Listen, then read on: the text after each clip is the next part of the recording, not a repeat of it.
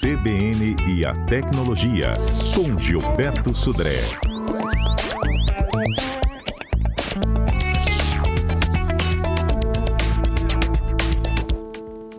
Olha, para os nossos ouvintes, vocês devem se recordar, de que ontem a gente tocou nesse assunto aqui no programa CBN Vitória, de que na busca do Google, quando a gente colocava a palavra sinônimo de capixaba, para alguns vinha bandido e para outros espírito santense. O repórter Murilo Cusol explicou o porquê, dessa situação, inclusive sugeriu que a gente pudesse um ouvinte nosso sugeriu que a gente pudesse dar um feedback para o Google. A informação nova é que a palavra bandido foi retirada dessa busca, mas aí a gente pediu ao Gilberto Sodré que ele nos explicasse como é que é esse mecanismo de inteligência para essas buscas e palavras. E aí, o Gilberto está aqui conosco para desvendar esse mistério. Bom dia. Bom dia, Fernanda. Bom dia, ouvintes da CBN. Exatamente. Que confusão, né? Que aconteceu lá na quinta-feira. Lá. Mas olha só, vamos entender como é que funciona os buscadores, o Google e esses outros buscadores, como o DuckDuckGo ou mesmo o Bing. Na verdade, todos esses buscadores não fazem uma busca online, ou seja, quando você faz uma busca lá no Google, ele não está indo na internet procurar aquela informação que você pediu ao Google. Todas as pesquisas são feitas num banco de dados que é offline. Então, o que acontece basicamente em todos os buscadores é que eles têm programas, algoritmos, que a gente chama de robôs, que ficam varrendo a internet, lendo os sites, e os conteúdos dos sites e vão alimentando, ou seja, vão carregando num grande arquivo, numa base de dados offline. E quando a gente faz a pesquisa nessa base de dados. Então, muitas vezes, uma informação que você até obtém pelo Google e clica lá para ter acesso ao site, o site até está fora do ar, já não está no ar mais. Por quê? Porque, na verdade, aquela informação foi coletada em algum momento anterior, talvez na semana anterior ou no dia anterior, e está na base de dados, e, na verdade, ele faz essa coleta e alimenta esse banco de dados. E como é que é a questão do resultado da pesquisa? O Google faz uma análise de correlação estatística, de o que apareceu mais em relação àquela palavra, por exemplo. Então, no caso lá do bandido, que apareceu associado ao significado da palavra capixaba, na verdade, se a gente observar lá no resultado, para quem chegou a ver esse resultado, que as primeiras respostas eram de dicionários que tinham uma associação da palavra capixaba a jagunço e outras coisas mais. Então, ou seja, essa é a questão, Ou seja, por isso que aparece esse tipo de situação nesse resultado da busca. Existem sites, por exemplo, que não são mapeados? Existem sites que o dono do site não quer, por algum motivo lá particular, ele não quer que o Google indexe aquele conteúdo, que aquele conteúdo apareça na busca do Google. Ele pode, então, colocar uma pequena informação num arquivo de configuração do site e quando o robô do Google ou dos buscadores passam tentando mapear aquele site não é incluído no banco de dados, por exemplo. Então, isso acontece também nessa questão. Então, ou seja, na verdade, é uma pesquisa offline e a relação que é feita é uma relação estatística e de correlação de palavras, por isso que dá aquele resultado. Uma curiosidade também que eu vi o pessoal, acompanhei ontem a matéria, quarta-feira, na verdade, a matéria na verdade foi ontem, a matéria do capixaba, e aí algumas pessoas falaram que estavam recebendo a resposta errada, do capixaba como bandido, e algumas pessoas estavam recebendo a resposta já correta, corrigida. Por que isso? Na verdade, não existe um único computador do Google que te dá a resposta, são centenas de computadores espalhados pelo mundo. Quando o Google começou a atualizar para a resposta correta do capixaba, alguns computadores foram atualizados, que davam essa resposta, e outros não. Por isso que algumas pessoas receberam a resposta certa e outros receberam a resposta errada, nesse caso. Então, isso demora... Ontem, inclusive, Gilberto, quando a gente fazia essa busca no ar, o meu acusava bandido e de vários ouvintes já acusava espírito santense. Exatamente, porque na verdade essa atualização é feita, ela demora um certo tempo para se propagar, para atualizar todos os computadores que dão essa resposta. Inclusive, uma curiosidade interessante, o resultado das pesquisas, quando você faz uma pesquisa no Google, vai depender de uma série de situações. Por exemplo, do local que você está. Se você pegar uma palavra-chave qualquer e fazer uma pesquisa a partir do Brasil, vai te dar um resultado. Ou se você fizer essa mesma pesquisa num local fora do Brasil, com essa palavra-chave, pode dar um outro resultado completamente diferente, porque o Google, ele te dá a resposta mediante um contexto de onde você está.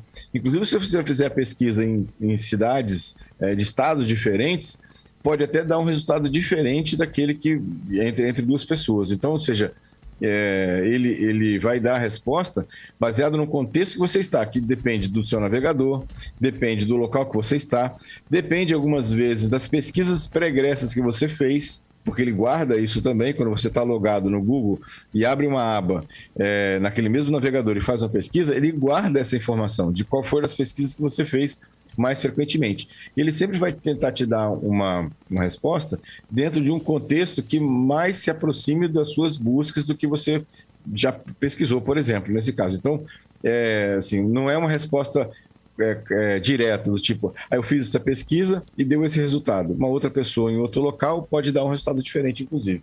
Nessa aí. Situação. Gilberto, quem está conosco aqui também é o repórter Murilo Coswall, ele que começou, desvendando esses mistérios, e aí ele já atualiza para a gente essa própria correção que o Google fez, tirando a palavra bandido aí da busca.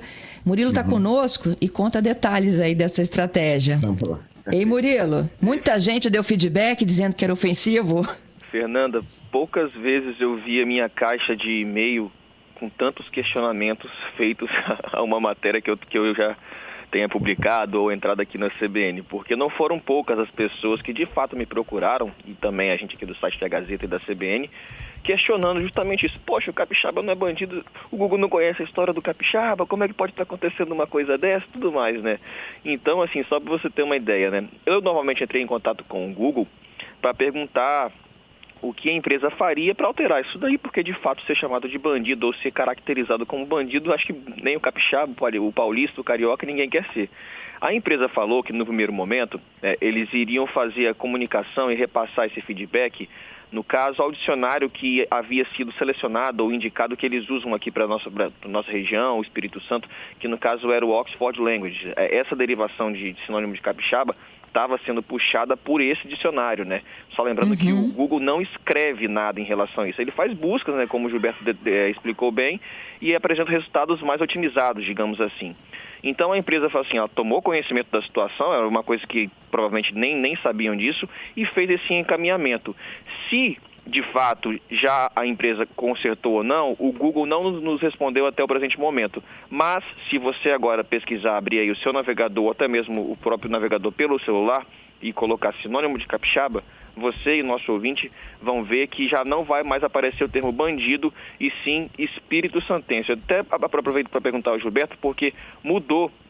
Se observar embaixo, antes aparecia de onde vinha a fonte do resultado, que era desse dicionário Oxford Language.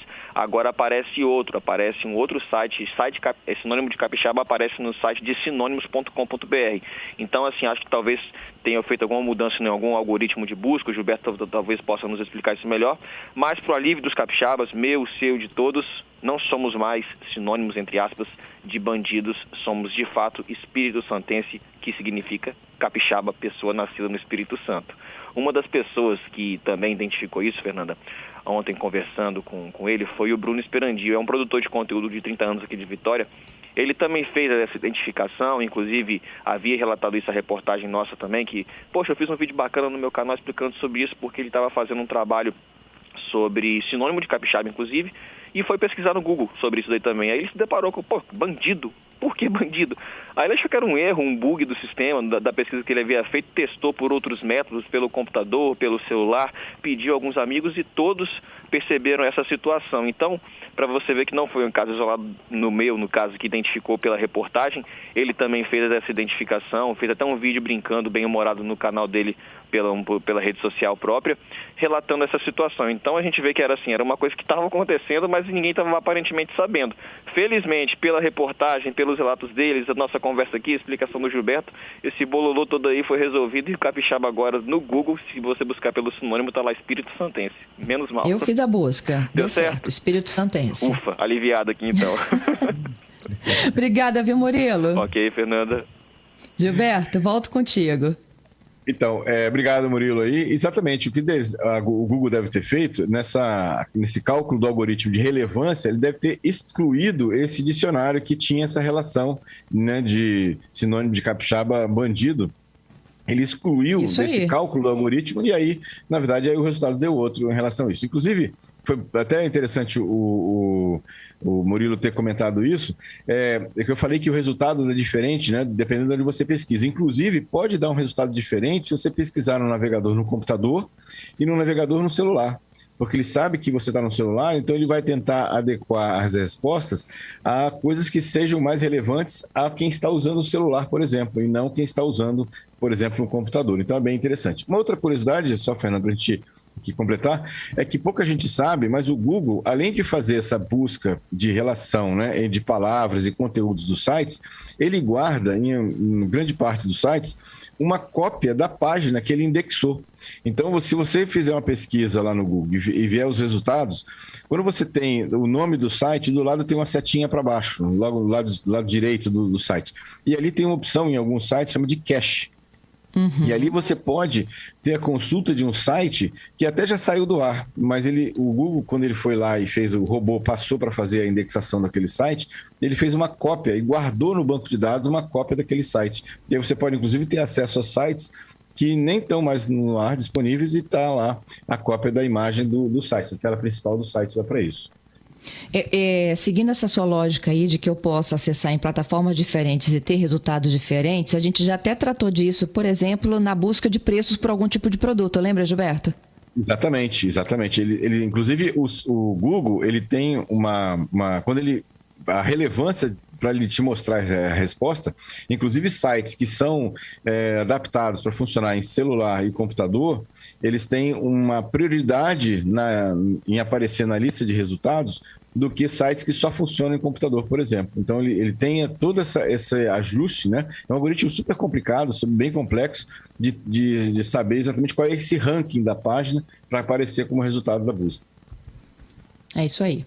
Bom, essas são as explicações que a gente tem para dar sobre essa busca absurda, né, da palavra sinônimo de capixaba. Já temos a remoção garantida, voltamos e restabelecemos o parâmetro, né, de que capixaba sinônimo é espírito santense. E agora tem outros destaques também que marcaram a semana. Viralizou. Vamos lá, Conta pra Fernanda. gente. Bom, primeira... Oi. Estamos te ouvindo.